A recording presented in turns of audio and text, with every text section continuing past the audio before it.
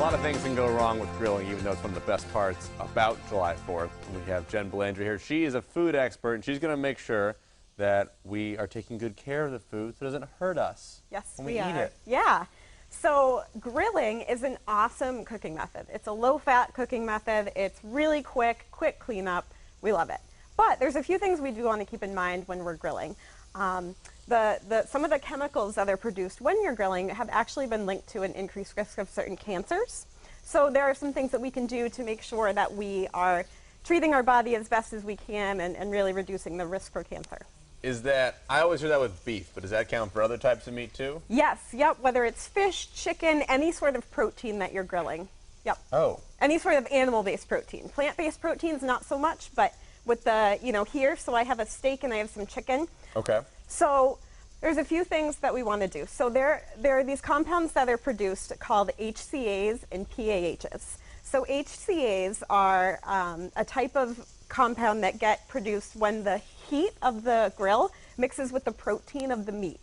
And these compounds have actually been linked with DNA changes that can increase your risk for certain cancers. They change your DNA? Yes. Whoa. Yep. So in animal studies that has been shown that they change the DNA. DNA changing chemicals from grilling chicken. Yep. So that's the HCAs. And then the PAHs are formed when the smoke that accumulates from the meat comes back and sticks to the meat. And those can also change DNA and increase your risk for certain cancers. Well, I don't like the sound of either of those things. Yeah. So there, have you ever, been to a barbecue where they slap a big thick steak on the grill and it's on there for a really long time? That's what makes it a barbecue. That's it's not a barbecue what until they put that slab of beef on the grill. Yeah. So, and then you get all those char marks and it's delicious, but what is it doing to our health? So there are some things that we can do. Yes. So the first thing that I have here, this is a steak here.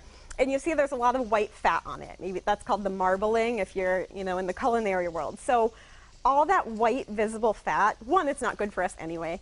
And two, that's the fat and that's what melts and drips down onto the coals and can rise back up, and that's what sets your meat on fire, right? When you see your meat go up in flames, it's because the fat has dripped down and it causes that smoke to rise. And that's where those PAHs are that can be really harmful to your health. So you want to remove as much of the fat as you can. You want to start with a really lean piece of meat before you start grilling.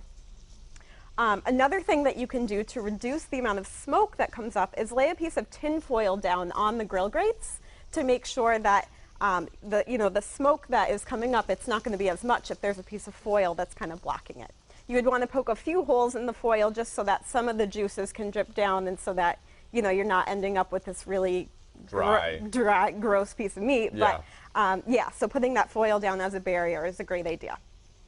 The next thing that you can do is just reduce cooking time by cutting the meat into smaller pieces. So with like a big 2-inch thick steak, it's going to take a long time on the grill, right? And that's going to increase the cooking time and increase, more time for that smoke to get acclimated. Exactly. So the smaller the pieces are, the better off you're going to be. And here I have a little grill basket, which is great to kind of keep everything in one place. Fun. Yeah, and you can fill this with vegetables too and make it a really nice lean meal.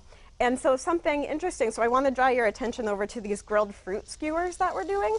So any kind of plant food is not going to form these PAHs and the HCAs. So here I just have grilled fruit skewers, and this is something you can do with kids, so it's 4th of July, you're outside, you want to be involving the kids as much as you can. You can have them be threading the skewers. If you remember from an episode we did a long time ago about the skewers, you asked if they were going to be dangerous for kids. Make sure that they're not too sharp. Yeah, you did ask me that. I was so young. So yeah, you were man.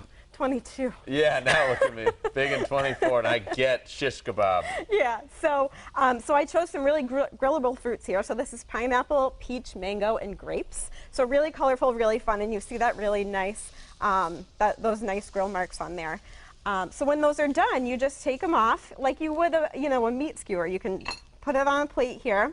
And I'm serving it with a little yogurt dipping sauce. So all this is just some honey flavored yogurt, some cinnamon, and fresh mint, which makes for a really nice, refreshing summer kind of sauce, which is really great. There's honey flavored yogurt? Yes, it is. Am I supposed to know that was a thing? There's only one brand that I know of that makes it, and it's like Wink, my favorite. wink. So, Okay. yeah. Yep. So it's a honey-flavored yogurt. Could Yep. you just take yogurt and honey, or is that a weird You thing to definitely do? could. You could use plain yogurt and add your own honey, but this is just easy for people who Should we don't t- want to take the time. Should we take the time for you to explain to us why organic honey is better than regular store-bought honey?